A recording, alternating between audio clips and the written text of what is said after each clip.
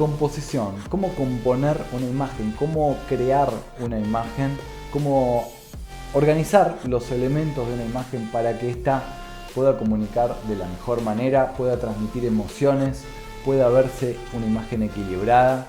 ¿Cómo son esas reglas que ya los pintores del Renacimiento venían usando? De mucho antes también se venían usando, hay muchas que se fueron perfeccionando. Vamos a hablar hoy de este libro, Cómo ver un cuadro, capítulo número 4, que habla de la composición. Te quiero contar en este podcast cómo llegó este libro a mis manos.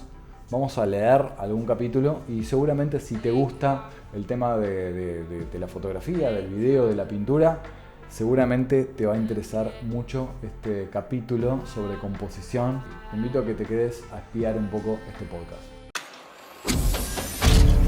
Composición. ¿Qué es la composición en una imagen? ¿Cuán importante es la forma en la que acomodamos todos los elementos de una fotografía, de un cuadro o de una toma de video? En este podcast vamos a hablar de la importancia de componer. Bienvenidos y bienvenidas a este podcast denominado Letras, Cámaras y Marketing. Mi nombre es Ariel Fiminella, realizador y productor audiovisual, y en esta serie voy a animarme a compartir los capítulos de algunos de mis libros favoritos. Esos libros que considero que vale la pena sacar de la biblioteca, releerlos cada tanto y en este caso compartirlos con ustedes. Así que si sos fotógrafo, filmmaker, artista, marketinero o simplemente tenés ganas de entretenerte y de aprender algo nuevo, te invito a que te quedes. Buena gente, ¿cómo están? Bueno, gracias por estar ahí del otro lado. Les cuento un poco, vamos a arrancar hoy con el capítulo número 1 de este podcast que se me ocurrió hace 4 días atrás, que venía leyendo un libro en el subte. Y digo, qué buen libro, me encanta. Me gustaría ir con los auriculares y escuchar esto que estoy leyendo. Entonces dije, voy a hacer un podcast. Bueno, ¿de qué vamos a hablar hoy? De la composición en la imagen. Y el libro que venía leyendo justamente era una rareza que conseguí en el Parque Rivadavia. Un Parque Rivadavia, Caballito, Buenos Aires, Argentina. Domingo 5 de la tarde, vamos a situarnos un poco en situación. Y veo un libro, chiquito, pequeño, tapa roja, Cómo ver un cuadro. Yo digo, wow, ¿cómo ver un cuadro? Un libro tan pequeño y un tema tan amplio.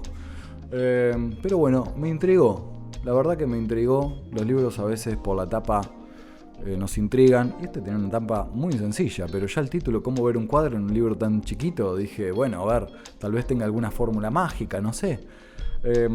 Así que bueno, cuestión que lo compré, lo leí un par de veces, siempre, cada tanto lo voy releyendo, me gusta mucho, y dije, vamos a hablar de un tema que me gusta, y justamente el capítulo número 4 de este libro habla de eso, que es la composición en la imagen. A mí particularmente me encanta estudiar fotógrafos, cineastas, pinturas, el tema de la composición, ¿no? A ver, ¿qué es la composición? La composición, no me quiero ir de tema, ahora voy a volver con el tema este del libro. La composición es, de alguna manera, organizar los elementos que tenemos de la mejor manera posible para transmitir una imagen, para comunicar nuestro mensaje, para crear una imagen equilibrada y de esa manera transmitir un mensaje claro a nuestro espectador. Nos valemos de la composición para poder de alguna manera organizar los elementos que tenemos y poder comunicar de manera efectiva lo que queremos transmitir.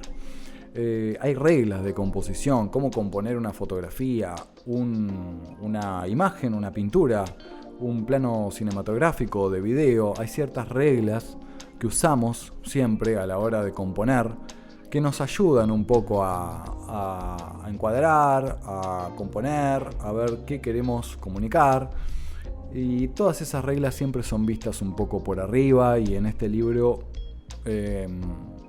hace un poco más de hincapié en ciertas teorías que son interesantes.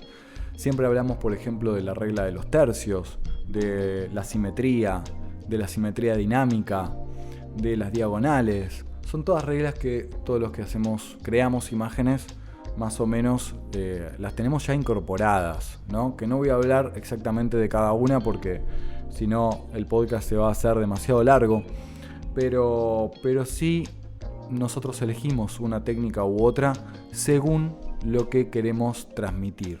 El tema de la composición es un tema muy importante. A mí particularmente me apasiona cuando vemos una imagen. Yo ya estoy pensando a ver cuáles son las líneas diagonales. Si está el personaje principal está ubicado en una línea diagonal en el centro, en uno de los puntos de los tercios, dónde está ubicado todos los elementos. Trato de desglosar un poco esa imagen a ver cómo fue pensada. Y de eso se trata este capítulo. Que, bueno, a ver, volviendo un poco al libro, es del año 1959, editado en Editorial Atlántida. El autor es Córdoba Iturburu, es un autor argentino, nació en 1902 en Buenos Aires, falleció en el 77, fue periodista y poeta. Y bueno, escribió un poco este libro que habla de muchas temáticas, fundamentalmente está enfocado a lo que es la pintura. Pero bueno, a ver, todo lo que tiene que ver con crear una imagen también tiene muchísimos puntos en común, lo que es crear una pintura con crear una fotografía o crear una imagen de video, con lo cual esto es un poco aplicable a todo, ¿no? El libro empieza analizando un poco lo que es la pintura de Leonardo da Vinci, La Virgen de las Rocas, una pintura que a mí me encanta. Y a veces uno ve este tipo de pinturas y se emociona o te gusta, no sabes por qué, pero te gusta. Te parece que está bien, está buena. Te llega esa imagen, ¿no? Te llega. Y a ver, atrás de todo eso hay un estudio, hay una composición, un desglose de la pintura justamente en líneas, en geometría. Todo esto tiene que ver mucho con cuestiones matemáticas, ¿no? Así que si te gusta todo lo que tiene que ver con composición, fotografía, video, pintura, etcétera, yo creo que te puede resultar interesante. Prepararte un cafecito o un té o una cerveza, según el caso. Un whisky con este frío también puede ser válido, porque esto viene para largo. Yo te diría que te relajes y que trates de abrir la mente para aprender algo nuevo. Bueno, vamos a cambiar la música, que vamos a meternos en tema y vamos a empezar a leer este capítulo. Los artistas, los críticos y los historiadores del arte están de acuerdo en calificar a la Virgen de las Rocas de obra maestra. El lector ya habrá advertido, a través de nuestras consideraciones del capítulo anterior, cuáles son algunas de las causas justificadoras de esa calificación. En la Virgen de las Rocas están resueltos de manera incuestionablemente satisfactoria ciertos problemas capitales de los que puede plantear una pintura. Pero si en nuestro carácter de simples espectadores de este cuadro, de desconocedores de esos problemas y de sus soluciones, lo consideramos atenidos solo a las reacciones de nuestra sensibilidad, no podemos evitar que el cuadro nos produzca algunas singulares impresiones. Advertimos en primer lugar que su contemplación nos conmueve y suscita en nosotros una rara emoción, un placer profundo, de origen espiritual, análogo al que puede proporcionarnos una música o un poema. Ya estamos hablando de un terreno espiritual, me parece que tenemos que acá cambiar la música. Bien, va mejor. ¿De dónde proviene esa emoción? ¿Cuáles son sus causas? ¿Debemos atribuirla al carácter religioso del asunto o a la particular expresión de los rostros allí representados? Muchas veces hemos visto cuadros de temas religiosos análogos y sin embargo no hemos sentido ante ellos una emoción semejante a la que esta pintura despierta en nosotros. Y en lo que se refiere a la expresión de los rostros, hasta estaríamos dispuestos a aceptar que esa expresión contribuye al estado de espíritu en la que nos hallamos. Volvemos a la música anterior. Vamos.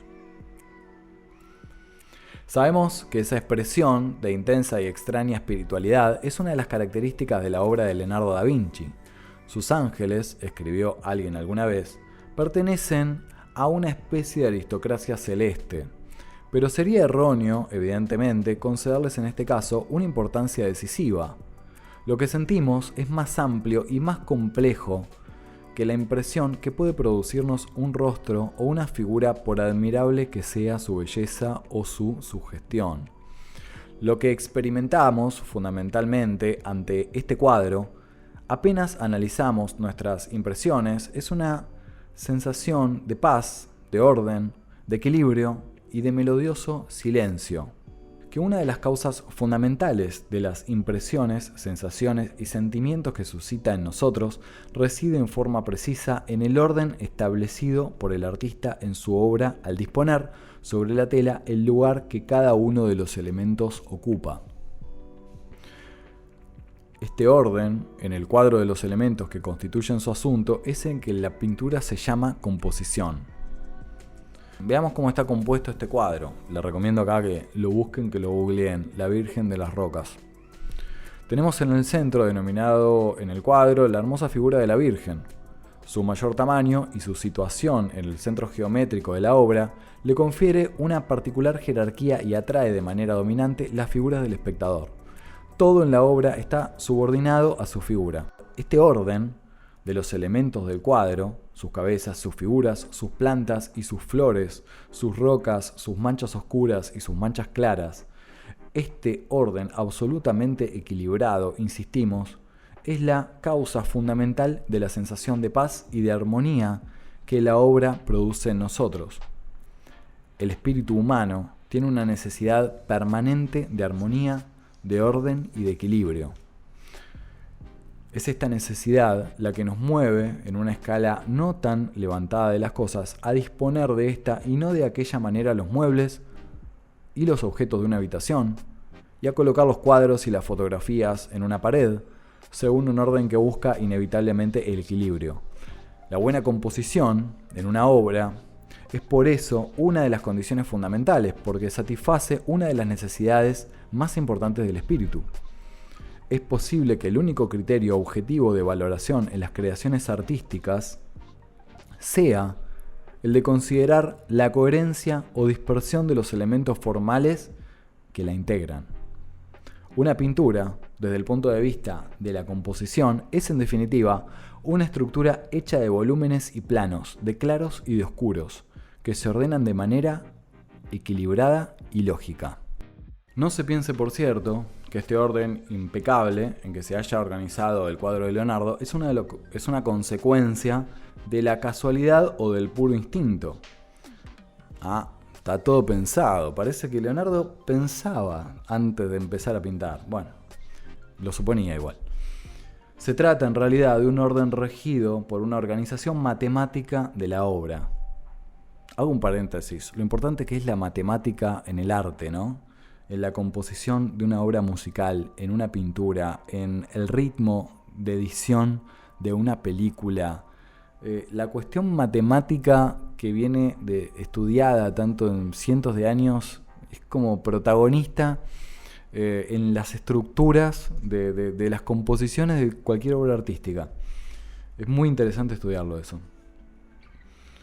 Se trata en realidad de un orden regido por una organización matemática de la obra. Leonardo, como todos los grandes artistas del Renacimiento italiano, consideraba primordial el problema de la composición y aplicaba a la solución de ese problema uno de los cánones matemáticos de mayor eficacia en la bella estructuración de una obra, el canon de la regla de oro.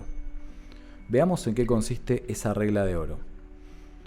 Pero lo vamos a ver, claro está, en un estudio más amplio y profundo, en otra ocasión, ya que estudiar en profundidad la regla de oro demandaría desarrollos matemáticos que desbordan los límites de este libro. Sabemos ya que la composición es la organización de los elementos del cuadro de acuerdo con un criterio de orden y equilibrio. Bien, acá hay una buena definición de composición. Sabemos que la composición es la organización de los elementos del cuadro de acuerdo con un criterio de orden y equilibrio. Atenidos a esa necesidad de equilibrio y de orden, irrenunciable para el espíritu, los artistas de todas las épocas acordaron siempre una importancia fundamental a la composición. Comprendieron que la bella agrupación de los elementos de la obra era una de las condiciones esenciales de su excelencia.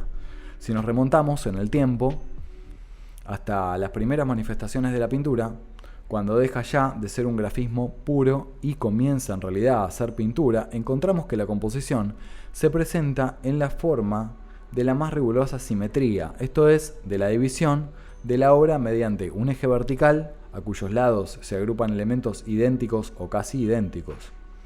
Puede observarse este tipo de composición en los asirios, en las pinturas egipcias y de manera evidente en los mosaicos y en el arte bizantino. La simetría, por otra parte, se acomoda bien al carácter por lo general religioso de estas obras.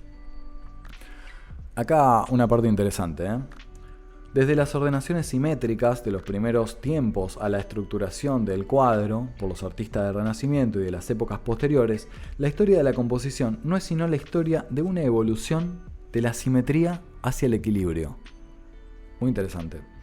Aclaremos estos conceptos.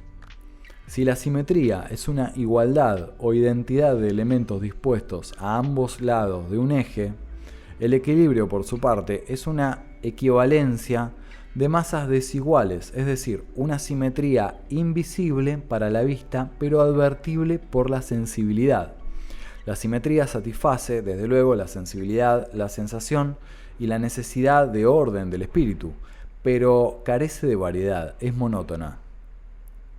El equilibrio también lo satisface, pero no es monótono, es variado, presenta una infinidad de orden, de proporciones, y nos genera una ilusión de naturalidad. En el juicio final, por ejemplo, Miguel Ángel, en la Capilla Sixtina, en Roma, con su inmensa variedad de elementos dispuestos en una dilatada diversidad de planos, es, no obstante, su aparente desorden una composición absolutamente equilibrada, regida, como todas las obras de Miguel Ángel, por un riguroso canon matemático. A esta razón obedece que su vasta y compleja composición no contraríe en modo alguno esa necesidad de orden, de armonía y de equilibrio que, insistimos, es una de las exigencias del espíritu. ¿Cambiamos de vuelta a la música? No. Seguimos con esta. Los artistas comienzan a comprender esto instintivamente, empiezan a encontrar monótona la organización simétrica del cuadro y se dan a buscar ordenaciones, así dice el libro, ordenaciones que introduzcan un principio de variedad en las obras sin dejar de contemplar esa necesidad de estructuración equilibrada exigida por la sensibilidad del hombre. En la historia de la pintura, en nuestra civilización, se inicia este paso de la simetría hacia el equilibrio con el Giotto, entre los siglos XIII y XIV. Se atienen los artistas, en los primeros tiempos, es evidente, solo a las sugestiones de su instinto.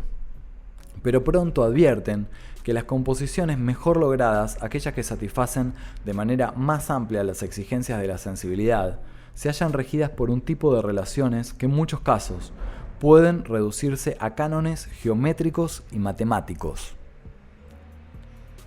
Apolodoro, un pintor ateniense del siglo V a.C., había formulado ya proporciones exactas para la distribución de las sombras y las luces en el cuadro. Sus zonas más iluminadas deben ocupar una cuarta parte de la superficie, la oscuridad más absoluta, otra cuarta parte, y el resto debe consagrarse a los grises, a las medias tintas y a las penumbras. Muchos artistas de diversas épocas se atuvieron, con excelentes resultados, a esta proporcionalidad. Otros la alteraron, justo de decirlo, con resultados no menos que excelentes. Por ejemplo, el caso de Rembrandt, que acordó a las sombras y a las penumbras en sus cuadros y sus grabados mayores proporciones que las que aconsejó Apolodoro. Vitruvio, un arquitecto romano del siglo I a.C., afirma en su libro De Arquitectura que para que un todo dividido en partes desiguales parezca hermoso, debe haber entre la pequeña parte y la gran parte la misma relación, en principio ya de orden rigurosamente matemático. Ha sido de extrema utilidad a los artistas y de los tiempos posteriores. Parece que Durero lo conoció y lo aplicó en la composición de sus obras y de su estructuración de sus figuras. Lo conocieron y lo aplicaron, sin duda, los autores de los frescos de cantidad de obras del Renacimiento. Basados en este principio, estos y otros artistas diagramaron sus tablas y las telas con diagonales, horizontales y verticales, trazaron siguiendo las direcciones de estas líneas, cuadrados, rectángulos, triángulos y polígonos diversos, e inscribieron en ellos sus figuras, sus zonas de sombras y luces, los elementos, en fin, de sus composiciones. O sea que, digamos que cuando uno ve una obra, un paso anterior, como si un arquitecto estuviera planificando un edificio que está todo desglosado en líneas, en formas. Acá en la pintura también había unos pasos anteriores de planificar la composición de una manera ya más racional, ¿no? Un hemisferio izquierdo, una manera racional donde se planificaba ya la estructura en base a líneas y en base a matemática. Bueno, súper interesante. Les recomiendo ver, por ejemplo, las grandes obras que se han hecho de pintura, encontrar los bocetos de esas obras, que a veces también son los bocetos que hoy podemos también hacer cuando vamos a crear una imagen de fotografía o un storyboard en un video, ¿no? O sea, toda esa parte, como el proceso, ese trabajo del proceso es súper interesante. Sigo con el libro, a ver cómo creaban estos muchachos del Renacimiento sus pinturas y a ver esos secretos. Y ya termino, ¿eh? Basados en este principio, estos y otros artistas diagramaron sus tablas y sus telas con diagonales, horizontales, verticales. Trazaron siguiendo las direcciones de estas líneas, cuadrados, rectángulos, triángulos y polígonos diversos, e inscribieron en ellos sus figuras, sus zonas de sombras y luces, los elementos, en fin, de sus composiciones. En el año 1509, un monje florentino, Luca Pacioli, publicó en Venecia un libro ilustrado personalmente por Da Vinci. Mirá, no tenía ilustrador. Bajo el título de Tratado de la Divina Proporción.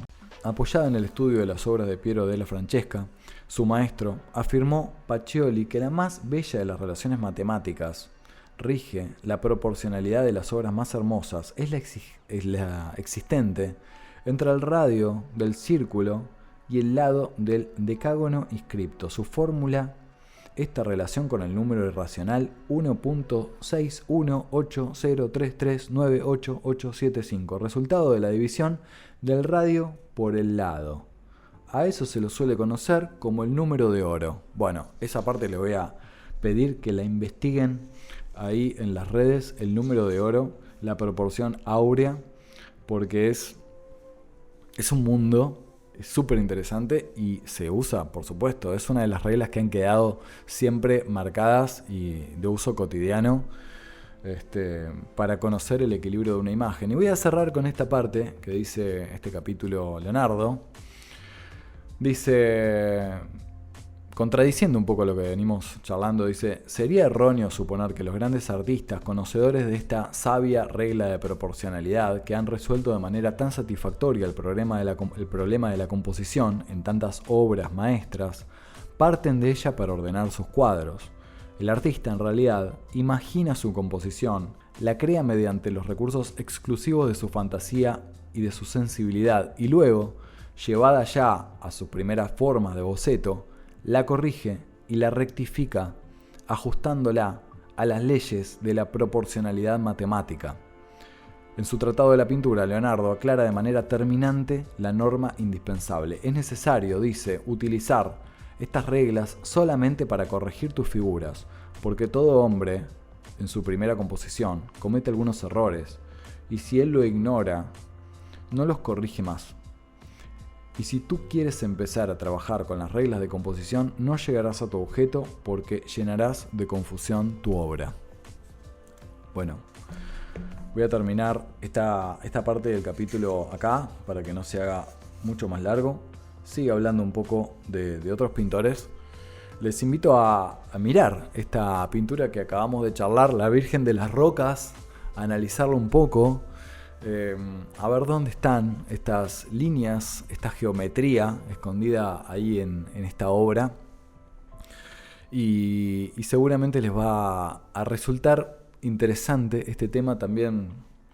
descubrir estas proporciones, estas simetrías, estas composiciones que hay partiendo en la pintura del Renacimiento, pero también obviamente avanzando un poco a la fotografía contemporánea del siglo XX, o mismo las pinturas y las composiciones de hoy en día, ¿no? Porque hoy todo lo que vemos en realidad de alguna manera está basado en lo que ya dijimos, las diagonales, la regla de los tercios, la simetría dinámica, que son todas reglas que son el resultado de análisis matemáticos que ya se vienen estudiando y que vienen trabajándose desde la época del Renacimiento. Por eso, cuando hablamos de composición, etcétera, lo que nos gusta mucho analizar es estas composiciones del Renacimiento, donde en una pintura comunicaban un mensaje tan amplio, tan complejo, contaban una historia, ¿no? Una historia a veces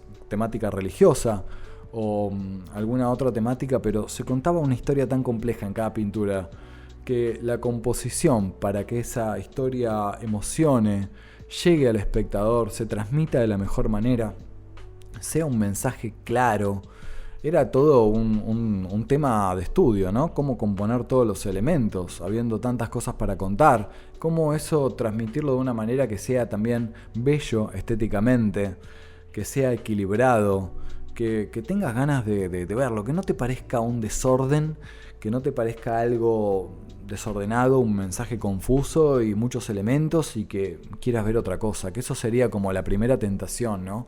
Poner todos los elementos en primer plano y de repente crear confusión, que eso es justamente lo que no queremos al conocer esta regla de composición y poder dominarlas para el momento que tenemos que crear una fotografía, un video, una imagen, una pintura o una publicidad, lo que sea, conocer estas reglas, que ya te digo, son unas reglas que se siguen usando hoy en día, y poder dominarlas. Y si las vamos a romper, pero ya con este conocimiento. Las rompemos conociendo estas reglas, esta teoría, y ya sabemos qué vamos a buscar si rompemos estas reglas.